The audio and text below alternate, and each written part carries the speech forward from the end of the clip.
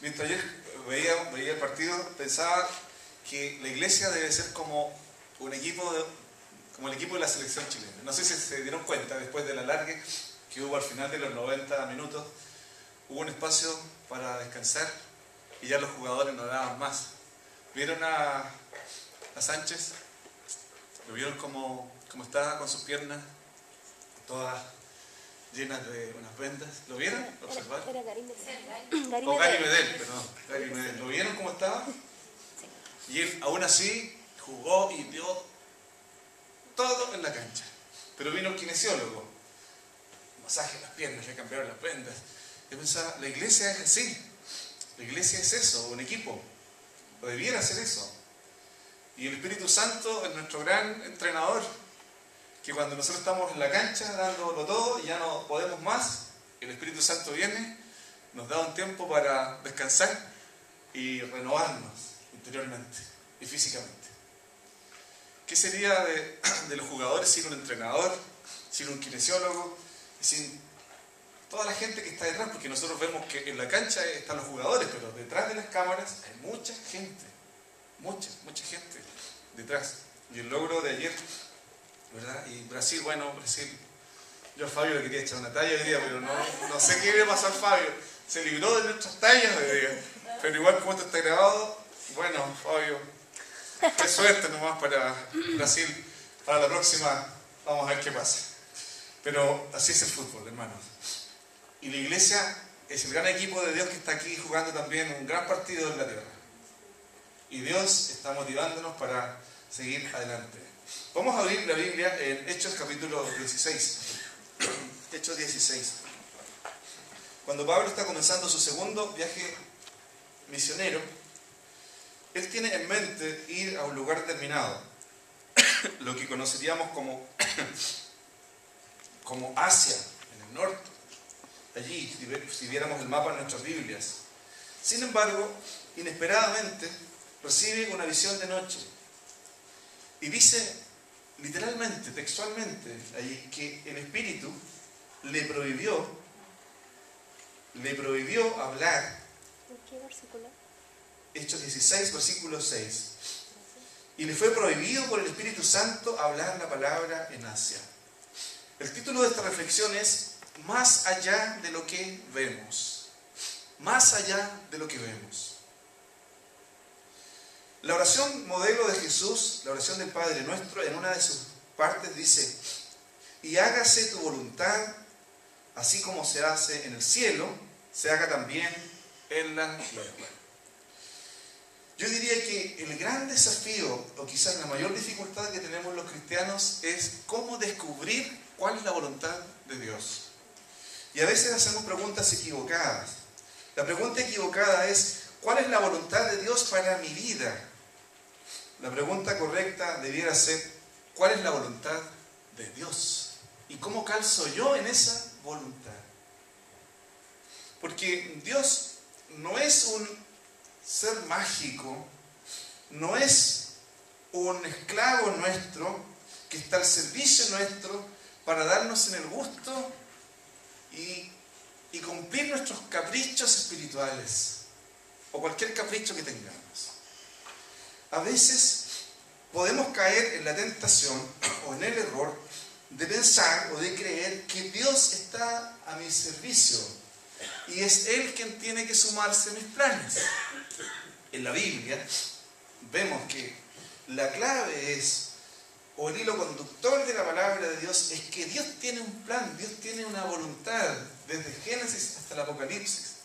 Y los hombres y mujeres que han sido llamados por Dios han descubierto esa voluntad de Dios y se han sumado a los planes de Dios.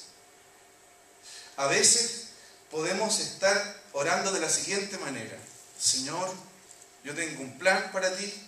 Dios, yo tengo un plan para tu obra. Señor, bendice mi plan o bendice mis planes.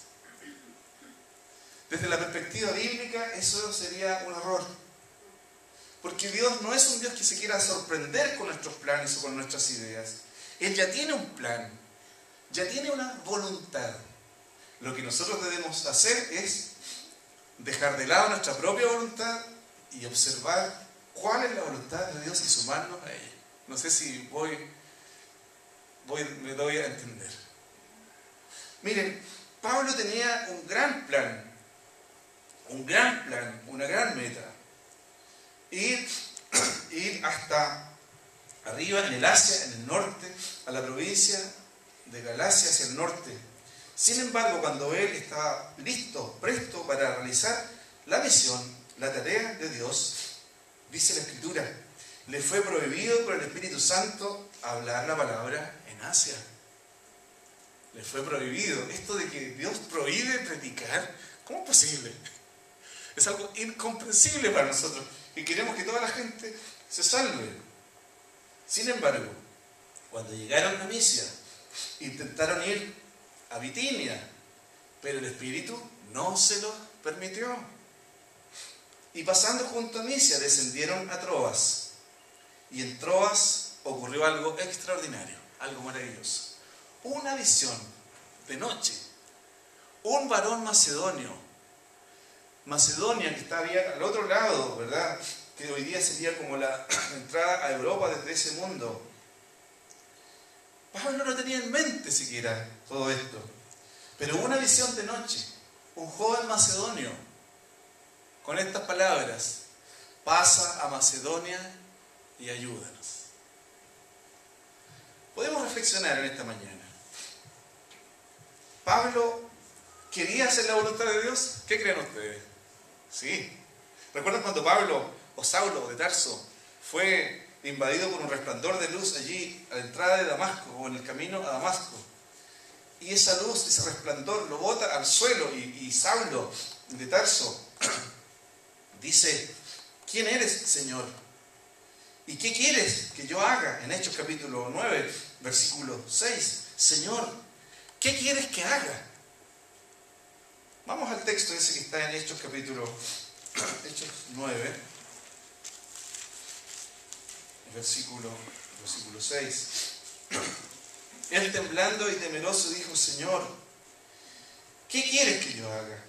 Y el Señor le dijo: levántate, entra en la ciudad y se te dirá lo que debes hacer. Fíjense cómo Dios va dando las instrucciones a este hombre que está recién descubriendo a Jesús.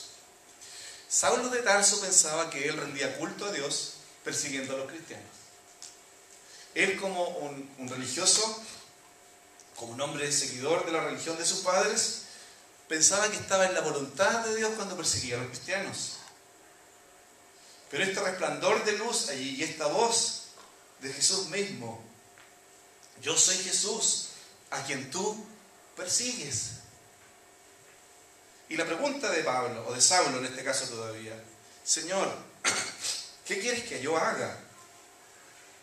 Y la respuesta del Señor no tarda: anda, levántate, entra en la ciudad y se te dirá lo que debes hacer. Este siempre va a ser como la tónica o la clave en la Biblia. Cuando Dios tiene un plan, no lo va a revelar 100% a sus hijos. ¿Recuerdan cuando Dios llamó a Abraham en Génesis capítulo 12? Vete de tu tierra y de tu parentela y de la casa de tu padre a la tierra que yo te mostraré. En otras palabras, hay una revelación progresiva de los planes, de los propósitos de Dios para sus hijos. Yo quisiera que Dios a veces me mostrara una hoja y me dijera: mira, este es el plan, paso 1, paso 2, paso 3, paso 4, y vas a llegar a la meta. Pero Dios no siempre trabaja así. Y yo sé que muchos de ustedes, muchos de nosotros, quizás hoy día mismo estamos preguntándole a Dios: Señor, ¿hacia dónde va mi vida? ¿Cuál es tu plan? ¿Cuál es tu voluntad? ¿Qué quieres tú, Señor? ¿Hacia dónde voy? Pablo tenía un plan en su mente, antes incluso, cuando era Saulo de Tarso, pero ahora en Hechos capítulo 16, él tenía un plan en su mente: comunicar el Evangelio. Los planes de Pablo eran buenos planes, pero Pablo debía detenerse para escuchar la voz del Señor, la voz de Dios. Y Dios no tarda en responder. Señor, ¿qué quieres que yo haga? Dijo Saulo de Tarso. Ya Saulo se lo había dicho antes a Jesús. Y en esta oportunidad nuevamente es como si Pablo, el gran misionero, se detiene y dice: Señor, ¿qué quieres que yo haga? ¿Hacia dónde van tus planes? ¿Cómo yo encajo en todo este propósito tuyo? ¿Hacia dónde vas tú, Señor?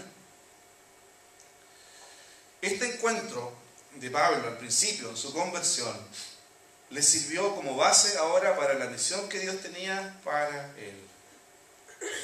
Hay una clave: detenernos y preguntarle al Señor hacia dónde vamos o cuál es el siguiente paso. Y en la Biblia vemos que lo más desconcertante, y también para nosotros quizás lo más desconcertante, es no tener la película clara en los pasos a seguir, porque Dios va mostrándonos paso a paso, paso a paso. Es como una teleserie que va capítulo por capítulo, capítulo por capítulo, hasta que al final, después de muchos capítulos, vemos hacia dónde va la trama. Entonces, ya sea que tú estés hoy día preguntándote o preguntándole al Señor: Señor, ¿cuál es tu voluntad? O quizás estás dando ya un paso más de fe hoy día. Yo te animo que te sientas identificado con Pablo, con el gran misionero. Y juntos vayamos avanzando hacia la voluntad de Dios. Pablo ya le había dicho a Jesús: ¿qué quieres que yo haga? Y este es el momento en donde ahora Pablo deja sus planes de lado y este varón macedonio interrumpe su transitar, su caminar. Pasa a Macedonia y ayúdanos. Vemos en Pablo el deseo profundo de hacer la voluntad de Dios y no la de él. Y cuán importante es que nosotros también en nuestra vida y en el caminar con Cristo siempre nos preguntemos si lo que nosotros estamos pensando calza o no con los planes que Dios tiene. Y no es fácil renunciar a los propios planes para que se cumpla la voluntad de Dios. No siempre es fácil. A veces no es el tiempo para cambios. Se dice que generalmente cuando estamos enfrentados a una crisis o a un cambio o a dificultades, no es bueno tomar decisiones, sino esperar la voluntad de Dios. En este caso, descendieron a Troas, a un puerto.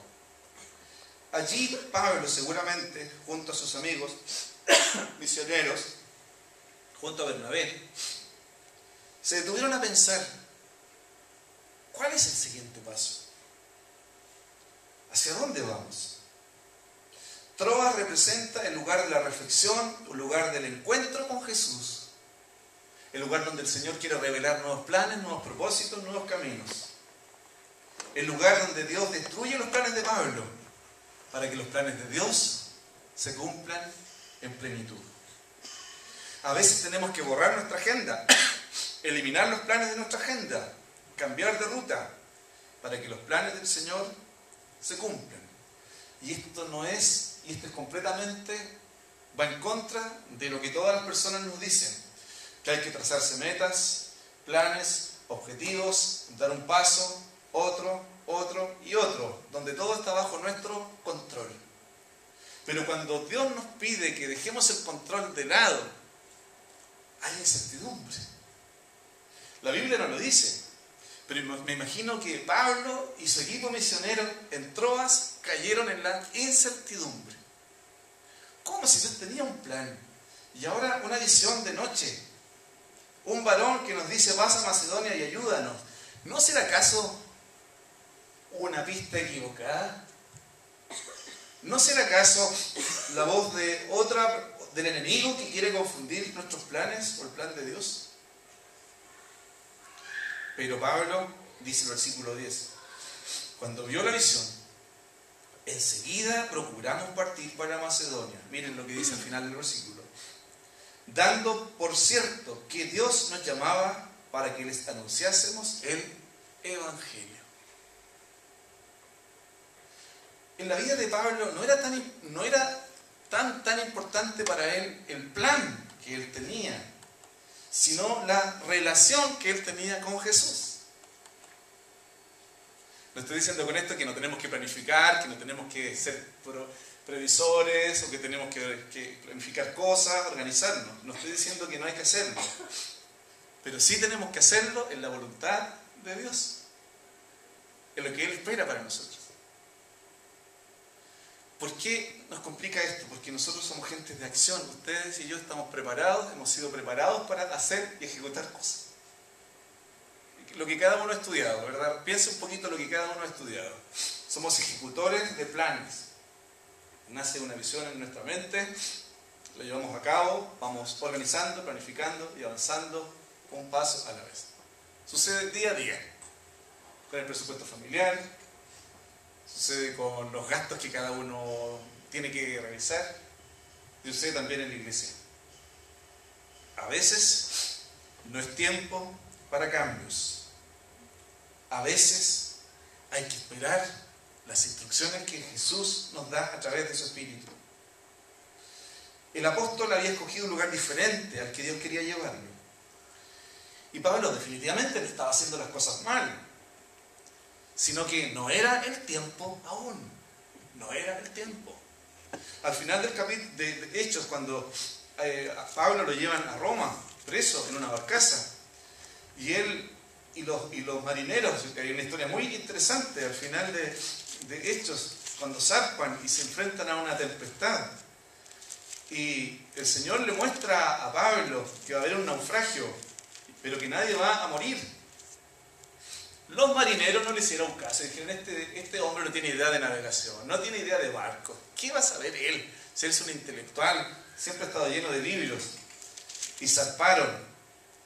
Dice la Biblia, ahí en el capítulo 28 de Hechos, que hubo un gran naufragio, capítulo 27 y 28. Y ya Dios ya le había comunicado a Pablo que debía él anunciarle a los marineros que no zarparan de puerto. Sin embargo, los marineros no quisieron escucharlo, porque era urgente llegar rápido a Roma. A veces nosotros, por querer experimentar cambios rápidamente en nuestra vida, nos apresuramos y nos equivocamos. Porque la incertidumbre nos desespera. No sé si a ustedes les ha sucedido, pero yo cuando estoy en la sala de espera de Dios y hay que dar un paso, digo, Señor, ¿pero qué viene ahora? Señor, líbrame de este sufrimiento o líbrame de esta dificultad. Y somos impacientes. ¿Les ha ocurrido eso? No. Nunca. ¡Ah! ¡Qué bien! Pero Dios no tiene prisa. Dios no corre. Dios no tiene prisa. Su plan, su voluntad se cumplirá. Lo maravilloso de todo esto es que Dios me quiere incluir a mí en su plan, en sus propósitos. Te quiere incluir a ti en los planes que Él tiene para su pueblo. Pablo tenía que llegar a un lugar determinado, pero el Espíritu le impide hablar el Evangelio en ese lugar. Como tercer punto podemos compartir en esta mañana, ¿qué es más importante? ¿La voluntad de Dios o la nuestra? ¿Cómo sabemos cuándo es la voz de Dios o cuándo son nuestros propios deseos, nuestros propios anhelos? Hay una clave en esto.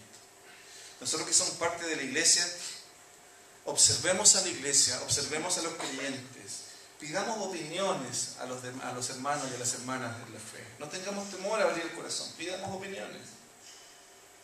Dios habla a través de la iglesia. ¿Cree usted eso, que Dios habla a través de la iglesia, a través de los hermanos? Sí, Dios nos habla y nos confirma. Seguramente podemos descubrir de mejor manera la voluntad de Dios si pedimos consejo, apoyo y ayuda. Acércate a un hermano, una hermana que está acá, o que no esté acá, busca ayuda.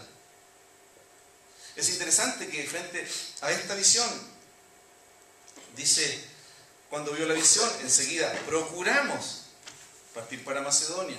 Se habla en plural.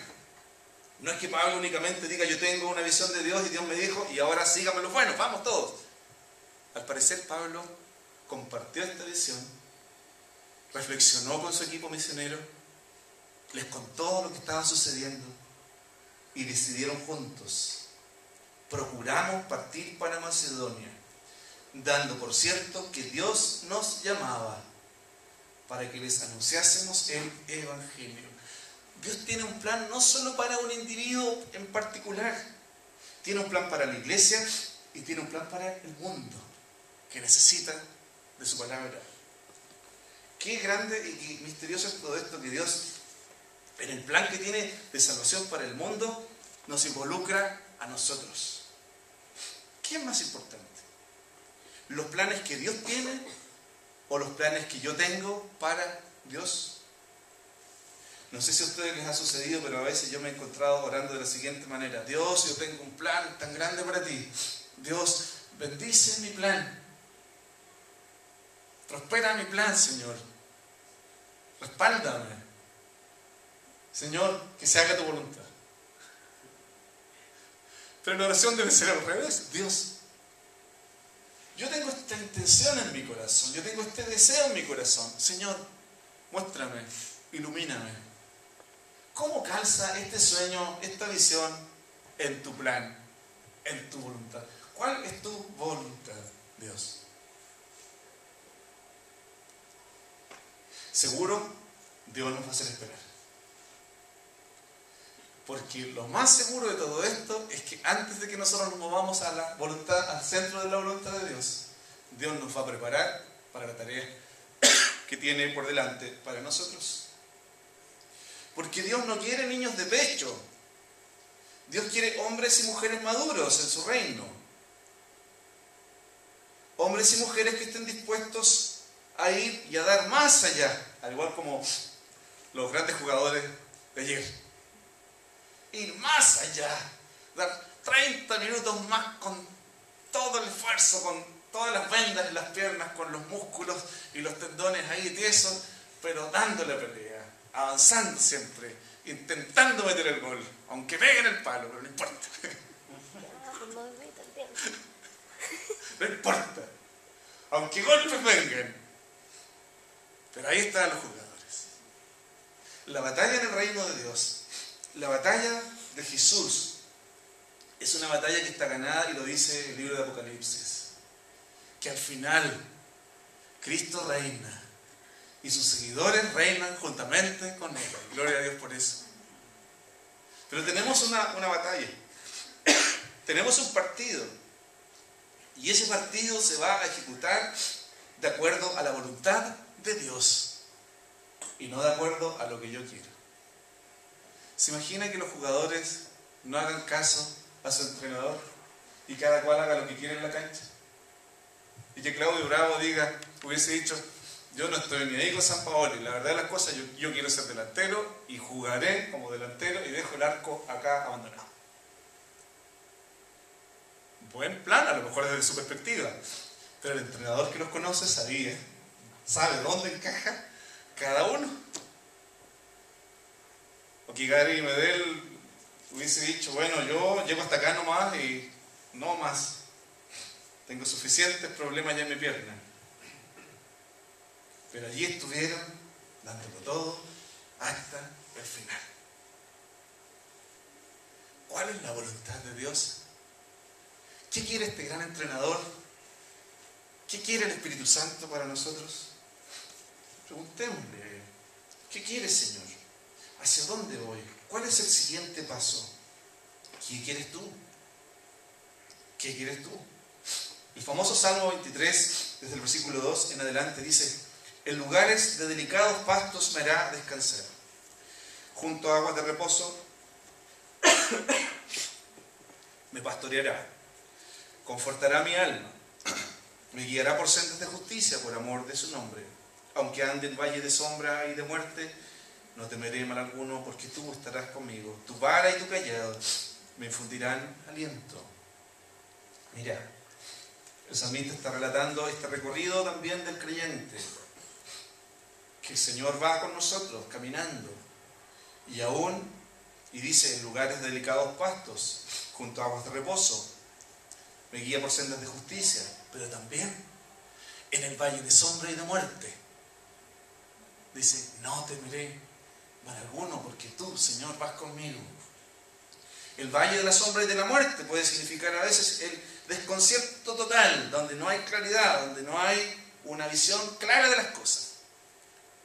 Dios no nos ha prometido que no vamos a pasar por el valle de sombra y de muerte. Vamos a pasar. Pero lo que dice el Salmo, no temeré mal alguno, porque tú, Señor, estarás conmigo. Tu vara y tu cayado me infundirán aliento. Termino ya. Señor, ¿qué quieres que haga? Fue la primera pregunta que Saulo de Tarso le hizo a Jesús, allí camino a Damasco. Y fue la misma pregunta que Saulo, o que Pablo en este caso ya, en Hechos capítulo 6, 16, le hace a Jesús. Señor, ¿qué quieres que haga? En segundo lugar, a veces no es el tiempo para cambios, porque los tiempos de Dios son muy distintos a nuestros tiempos. Por último lugar, ¿es la voluntad de Dios lo más importante o nuestra voluntad? ¿Es la voluntad de Dios o la nuestra?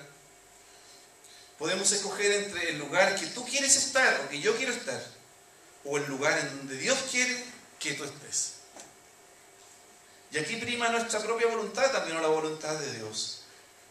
Es el lugar donde yo quiero estar, es la decisión que yo debo tomar, o el lugar y la decisión que Dios quiere que yo tome. Esta decisión solamente la podemos, esta decisión solamente la podemos tomar nosotros. ¿Seguimos la voluntad de Dios o la nuestra? ¿Cuál prima más? Pablo se sorprende junto a su equipo misionero que al obedecer la voz o la visión de este varón macedonio, cambian de rumbo. Llegan a la ciudad de Filipos, una colonia romana. Y allí se experimenta un despertar espiritual sin precedentes. Y encuentran que el camino está preparado para anunciar el Evangelio en Filipos. Allí encuentran a una mujer llamada Lidia, vendedora de púrpura, que junto a unas mujeres hacían oración. Estas mujeres ven en Pablo y en sus amigos misioneros la confirmación quizás de sus oraciones. ¿No les ha sucedido que frente a algo que ustedes han hecho siguiendo la voluntad de Dios, alguien ya estaba orando por ustedes? ¿Alguien ya estaba orando por ustedes? La historia de esta iglesia acá, precisamente, es una demostración del poder de Dios y de la voluntad de Dios cuando ustedes oraban ya por un lugar donde reunirse. Se instala este colegio y cómo Dios fue uniendo las cosas. Y vemos que Dios había preparado este espacio para la iglesia. Dios no hace nada al azar. Lo importante es esperar su voz y esperar su tiempo. Les invito a que pensemos en esto, hermanos, y que de verdad la voluntad de Dios se cumpla en nosotros. Les quiero invitar a orar. Yo no sé cuáles son las decisiones que usted está tomando en este momento. No sé. Pero pidámosle a Dios que nos oriente. ¿Les parece? Inclinemos nuestros rostros y oremos.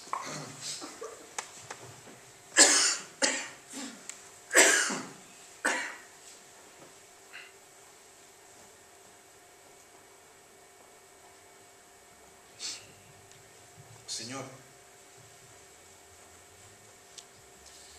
nosotros estamos acá porque te amamos y de verdad que anhelamos que tu voluntad se cumpla en nosotros. Reconocemos, Señor, de que no es fácil esperar las instrucciones tuyas. Tenemos que confesar que a veces tomamos nuestras propias decisiones, creyendo o pensando que muchas de estas cosas, muchas de estas decisiones son tu voluntad. Dios, oriéntanos, ilumínanos con el Espíritu Santo, tu Espíritu que eres tú mismo. Él ilumine nuestro camino. Yo sé, Señor, que Algunos de mis hermanos y hermanas en este mismo instante están pasando momentos difíciles, Señor. Y hay muchas preguntas, Señor, relacionadas con el trabajo, con la familia, relacionadas con las decisiones que deben tomar. Pero Dios, tú que eres un Dios de claridad, un Dios de amor y de misericordia, Señor, apresúrate a respondernos, a orientarnos y a mostrarnos cuál es el siguiente paso. Señor, te pido por mis hermanos y hermanas que están buscando tu voluntad, están buscando hacer tus propósitos. Que en esta mañana, Señor, al reflexionar en esta palabra, piensen que tú, Señor, no les has abandonado. Tú no has abandonado a tus hijos, Padre. Sino que tú estás quizás haciendo algo en nuestra vida. Tú estás transformando nuestras vidas, ayudándonos para parecernos más a Jesús. Señor, que tu voluntad se cumpla en nosotros. Ayúdanos para tener fe, confianza, sabiduría, para tomar las mejores decisiones por ti. Gracias porque estamos juntos en esto, Señor. Y lo que hemos leído en tu palabra, lo que hemos compartido, es lo que seguro cada uno también está viviendo en su propio corazón. Rogamos la asistencia del Espíritu Santo, tu fortaleza y tu guía. En Cristo Jesús. Amén.